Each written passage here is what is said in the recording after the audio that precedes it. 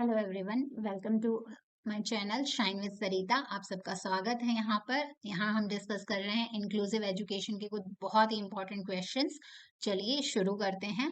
First question है, according to person with disability act, who among this is a disabled child? कौन इनमें से है जो डिसेबल्ड चाइल्ड की कैटेगरी में आएगा? तो देखिए, autistic child, cerebral palsy, leprosy cured child with speech impairment, ये तीनों ही ऐसे बच्चे हैं जिनको किसी न किसी तरह से कोई ना कोई परेशानी है। तो ये सभी हैं वो किस में आएंगे? डिसेबल्ड चाइल्ड के अंतर्गत आएंगे। मेंटल हेल्थ एक्ट है वो इंट्रोड्यूस्ड हुआ था 1987 में। Orthopaedically impaired children are likely to have, orthopaedically यानी कि जिन्हें हड्डियों से जुड़ी दिक्कतें हैं वो बच्चे हैं, उनको क्या प्रॉब्लम हो सकती है? तो उन्हें डिस्ग्राफिया हो सकता है। डिस्ग्राफिया का अर्थ है कि लर्निंग डिसेबिलिटीज इन राइटिंग, उन्हें लिखने में प्रॉब्लम हो सकती है। चलिए बढ़ते हैं नेक्स्ट क्वेश्चन की तरफ। An IQ range of 20 to 35 would indicate what degree of retardation? तो ऐसी जो IQ होगा वो सेवेरी रिटार्डेशन को इंडिकेट करता है। डिस्ग्राफिया, अभी हमने ऊपर देखा कि dysgraphia is associated with writing disabilities. Special education is related to, special education किससे रिलेट करता है? शेड्यूल्ड ट्राइब से, एडल्ट से, ड्रॉप आउट गर्ल से? नहीं, स्पेशल एजुकेशन रिलेट करता है हैंडीकैप्ड से।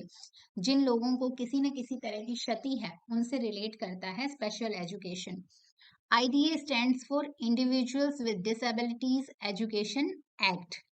नेक्स्ट क्वेश्चन की तरफ बढ़ते हैं। The rehabilitation council of India act was introduced in 1992.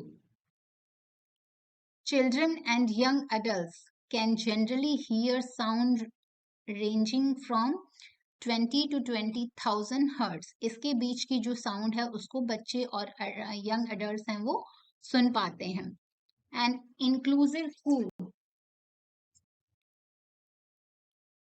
Inclusive school क्या होता है? तो an inclusive school is committed to improve the learning outcomes of all students irrespective of their capabilities.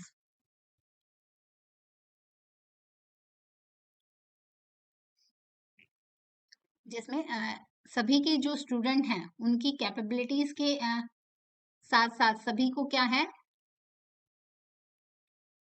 शामिल किया जाता है। The right to education act was introduced in the year 2009. Braille method and tape recording can be used as educational provision for visually impaired students. जो बच्चे देख नहीं सकते उनके लिए ये दोनों टेक्निक्स हैं उनका यूज किया जाता है।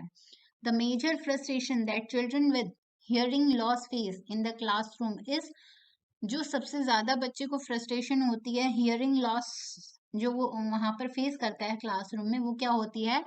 द इनएबिलिटी टू कम्युनिकेट और शेयर इंफॉर्मेशन विद अदर्स। अगर बच्चा ठीक से सुन नहीं पाएगा तो वो कम्युनिकेट नहीं कर पाएगा और दूसरों के साथ अपनी इंफॉर्मेशन को शेयर भी नहीं कर पाएगा। The word SSA stand for, SSA किसके लिए है? सर्व शिक्षा अभियान के लिए। The sergeant report was formed in the year 1944 में।